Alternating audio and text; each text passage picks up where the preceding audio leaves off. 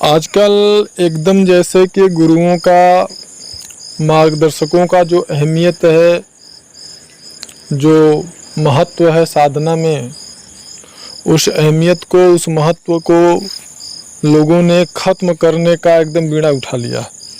जहाँ देखिए social media पे, जिस भी चैनल पे देखिए, वहाँ पर साफ साफ बोला जाता है कि मार्गदर्शक और गुरु की साधना में कोई आवश्यकता नहीं, मार्गदर्शक गुरु की कोई आवश्यकता नहीं। इस प्रकार से साधना करिए, उस प्रकार से साधना करिए।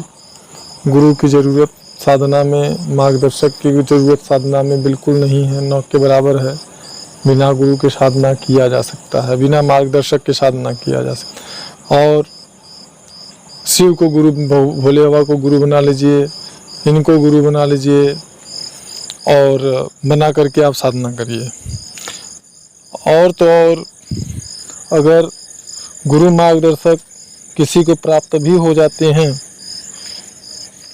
गलती से, वास्तविक गुरु या मार्गदर्शक यदि किसी को प्राप्त हो जाते हैं, तो जहाँ पर कि लोगों को यह दिमाग में, उनके बुद्धि विवेक में बैठ चुका है कि साधना में गुरु या मार्गदर्शक की कोई आवश्यकता बिल्कुल नहीं है, ऐसी स्थिति में साधक को गुरु का महत्व क्या पता हो सकता है? क्या पता है उसको गुरु को कैसे समझना चाहिए, गुरु का सम्मान कैसे करना चाहिए, गुरु के प्रति समर्पण कैसे होना चाहिए?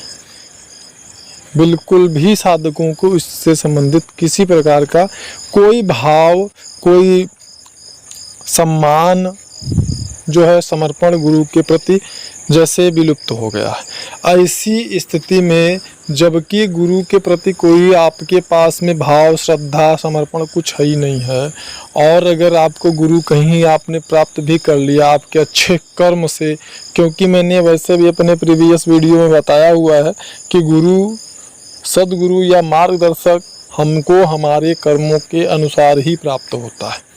तो यदि गुरु या मार्गदर्शक हमको हमारे कर्मों के अनुसार ही प्राप्त होता है, तो ऐसी स्थिति में जबकि हमारे पास गुरु को कैसे समझें, गुरु का सम्मान कैसे करें, गुरु के निर्देशों का पालन कैसे करना चाहिए, अगर यह सारी चीज़ें हमको नहीं पता है, तो फिर वही जैसे कि हम जिस प्रकार से गुरु का सम्मान करते हैं, जिस प्रकार से गुरु के निर्देश का ईमानदारी से, निष्ठापूर्वक, लगनपूर्वक निर्देश का पालन करते हैं, उसी प्रकार से हमको साधना में सफलता भी प्राप्त होती है।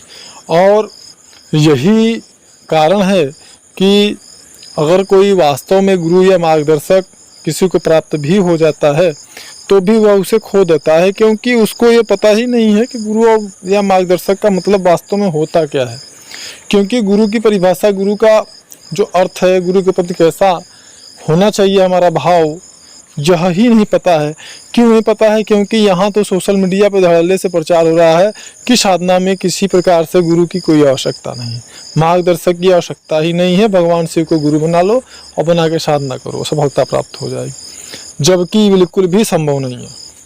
तमाम ऐसे साधकों के हमारे पास फ़ोन आते हैं, कॉल्स आते हैं, बहुत अच्छी जो है शक्ति की साधनाओं की तो बात छोड़ दीजिए, जो है जो प्रारंभिक साधना, जो छोटी या फिर कह सकते हैं जो बहुत ही सरल साधनाएं हैं, उन साधनाओं में भी लोग 4 साल, 12 साल, 10 साल लगा रहे हैं समय और सफल नहीं हो रहे हैं, और उसके बाद रो रहे हैं, दर दर भटक रहे हैं।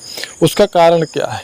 उसका कारण यही है क्योंकि जबकि आपको ये पता ही नहीं है गुरु या मार्गदर्शक का मतलब क्या होता है, गुरु या मार्गदर्शक के प्रति हमारा भाव कैसा होना चाहिए, हमारी भावना गुरु या मार्गदर्शक के प्रति कैसी होनी चाहिए, यही ही हमको नहीं पता है। तो हम गुरु के प्रति जो, गुरु का जो सम्मान होता है, गुरु के प्रति जो समर्पण होता है और गुरु के प्रति हमारा जो उत्तरदायित्व होता है, हमको ये पता नहीं है। तो हम किसी भी साधना में अगर सोचते हैं कि हम सफलता प्राप्त कर लेंगे, तो बिल्कुल भी जंगल में एक नेवला पकड़ने की बात हो जाएगी और आप हमेशा करते रहिए, कभी भी आप सफल नहीं होंगे।